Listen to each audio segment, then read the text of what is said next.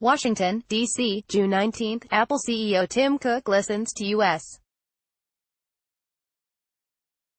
President Donald Trump deliver opening remarks during a meeting of the American Technology Council in the State Dining Room of the White House June 19, 2017 in Washington, D.C.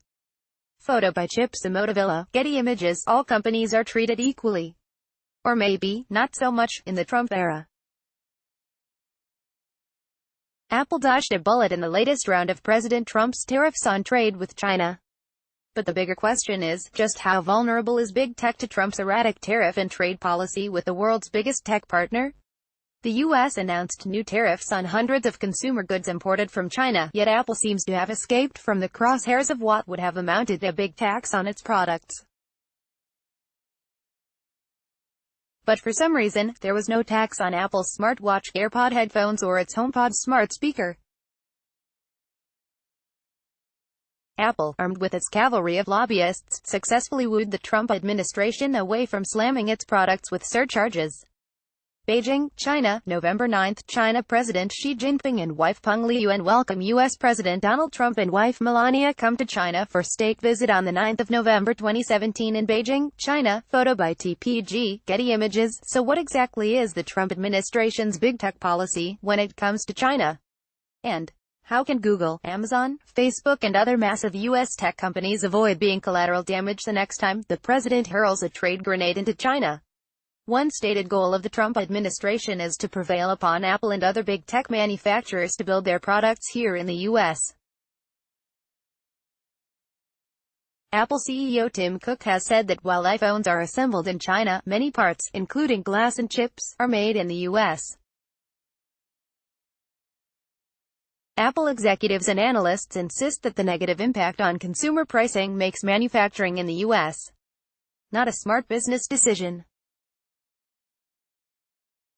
While Trump disagrees, and persists in lobbying and more recently waving vague threats at Silicon Valley, tech companies like Apple have been steadfast in lobbying right back at him.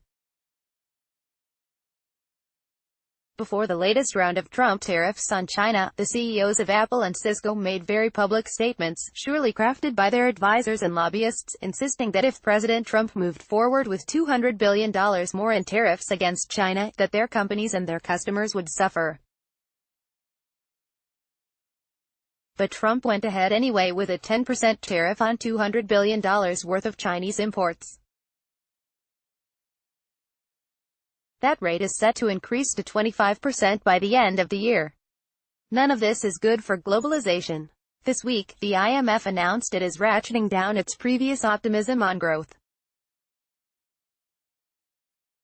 The International Monetary Fund reduced its forecast for the global economy in 2018 and 2019 to 3.7%.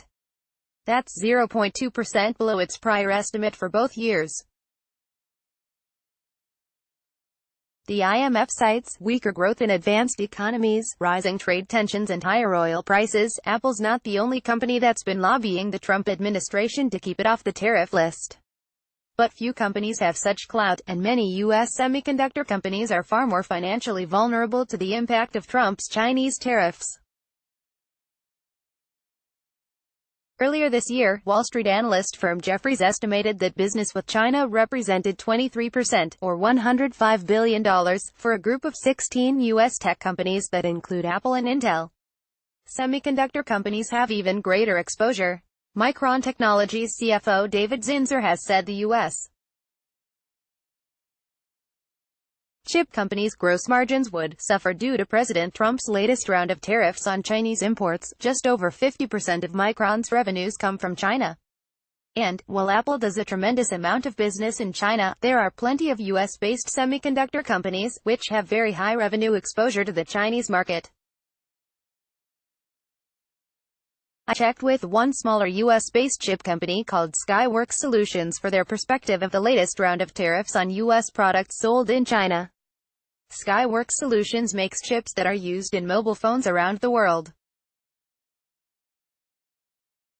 Beijing, China. The 26th of September 2018, in Apple Store located at Sanlitun, Chinese customers showed great interest in new iPhone XS, though iPhone XS was regarded as the most expensive iPhone in history. Photo by Zhang Peng, Light Rocket via Getty Images. The vast majority of our sales into China, with third parties like Foxconn, support major US and European mobile carriers.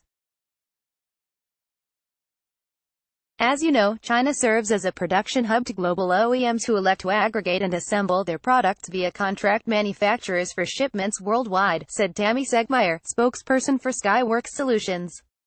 We estimate that our end-market sales to China are on the order of 30% of Skyworks' total revenue, Stegmeyer added.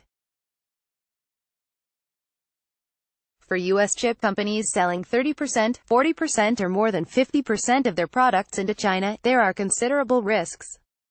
Trump's China tariff policy is a high-stakes gamble, which is having material negative financial impact on American tech companies, and unless the policy is reversed, U.S. companies, employees and customers may be the victims.